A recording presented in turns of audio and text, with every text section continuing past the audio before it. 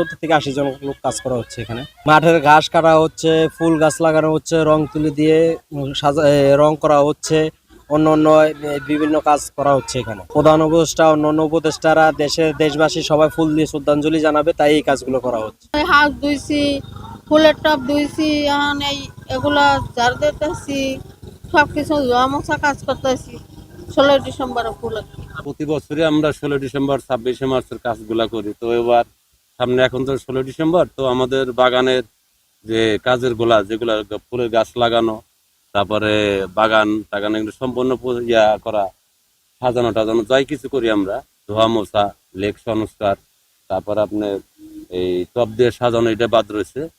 তো এখানে সব ওই টব টব সাজানো হয়ে গেলে তারপরে মনে করেন যে আমাদের কাজ শেষের দিকে, তারপরে মনে করেন যে রাষ্ট্রপতি মহোদয় আসবেন, প্রধান উপদেষ্টা মহোদয় আসবেন, তারা ফুল দিয়ে শ্রদ্ধা জানাবেন, বিভিন্ন দেশের কূটনীতিক সবাই আসবে আর কি। এখানে 16 ডিসেম্বর উপলক্ষে আমরা ফুলের চারা লাগাইতেছি।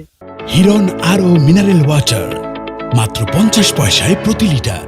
আমাদের দেশের বাইরের অনেকে আসবে ফুলের শ্রদ্ধা জানানোর জন্য। মহান বিজয় দিবস উপলক্ষে মহামান্য রাষ্ট্রপতি, মাননীয় প্রধান উপদেষ্টা মণ্ডলীর সদস্যবৃন্দ, বিভিন্ন রাজনৈতিক নেতৃবৃন্দ, বৈদেশিক কূটনৈতিক ব্যক্তিবর্গ, সরকারের ঊর্ধ্বতন কর্তৃপক্ষ এবং অপামর জনসাধারণ স্মৃতিসৌধে শ্রদ্ধা নিবেদন করবেন।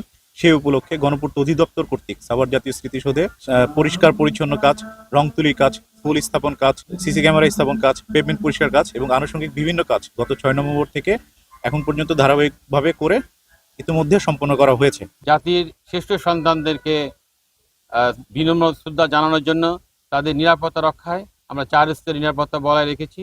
এবং আপনারা জানবেন যে আজকে থেকেই আমাদের পোশাকে এবং সাদা পোশাকে ডিপ্লয়মেন্ট হয়েছে। আমিন বাজার থেকে শুরু করে জাতীয় স্মৃতিসৌধ পর্যন্ত ট্রাফিকের যে সার্বিক ব্যবস্থা রয়েছে আমরা মনে করি পর্যাপ্ত পরিমাণ রয়েছে এবং জনগণ যাতে নির্বিঘ্নে যাতায়াত করতে পারে সব রকম ব্যবস্থা রয়েছে। এটা মানুষের আবেগের স্থান, জাতীয় স্মৃতিসৌধে এখানে সবার আসার অধিকার রয়েছে।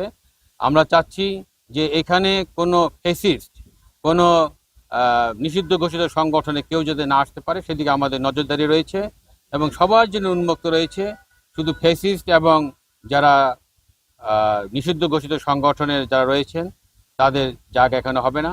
এবং আমরা চাই যে জনগণের শান্তি শৃঙ্খলা রক্ষার জন্য আমাদের যে নিরাপত্তা, সেই নিরাপত্তা সম্পূর্ণ বজায় রয়েছে।